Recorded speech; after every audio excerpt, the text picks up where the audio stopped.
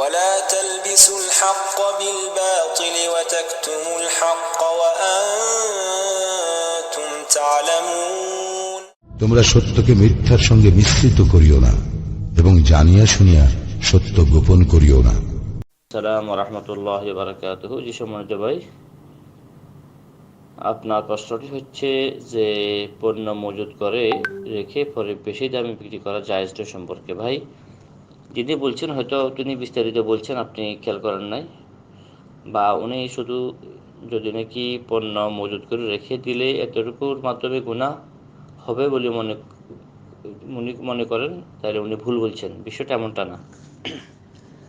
বিষয়টা হচ্ছে যে বাজারের লোকের মধ্যে তারা এমন পরিস্থিতি সৃষ্টি করলো, যারা ব্যবসায়ী আছে, যে সমস্ত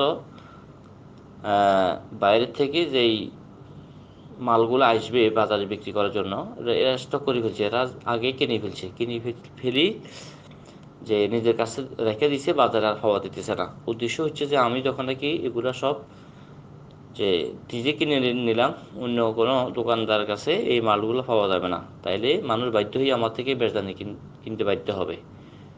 মানুষেরা আমার থেকে বেশ দামে কিনতে বাধ্য হবে, যেহেতু এই মালগুলো দোকানের যে আমার কাছে আছে, অন্য কোনো কারো কাছে এই মালটা পাওয়া যাবে না। তো যেহেতু মানুষদের জিনিসের প্রয়োজন হবে আর কারোর কাছে পাওয়া যাবে না, আমার কাছে পাওয়া যাবে, তাইলে আমি বেশ দামে বিক্রি করব। এই অর্থে যে পণ্য মজুত করা হারাম, উনি যদি বলে থাকেন এটাই বলছেন। আসলে শরীয়তের বিধান এটা, যদি নাকি যে বাইরের থেকে যে সমস্ত মালগুলো আসে, এই সমস্ত মালগুলোকে স্টক করে ফেলছে, মজুত করে ফেলছে, বা বাজার ঢুকতে দিতেছে না, দোকানে 10টা দোকান থাকতে কোনো দোকানের মধ্যে মালগুলো পাওয়া যাচ্ছে না, তো যে এটাকে মালগুলোকে আটক করতেছে, যে পণ্য মজুত করতেছে, এই অর্থে, এই উদ্দেশ্যে যে বাজারে শর্ট খাবে, এই প্রয়োজনীয় জিনিসগুলো পাওয়া যাবে না, তখন মানুষ আমার থেকে বেশ দামে কিনে দেবে। তো এই অর্থে যদি নাকি করে, এটা হারাম, সম্পূর্ণ হারাম।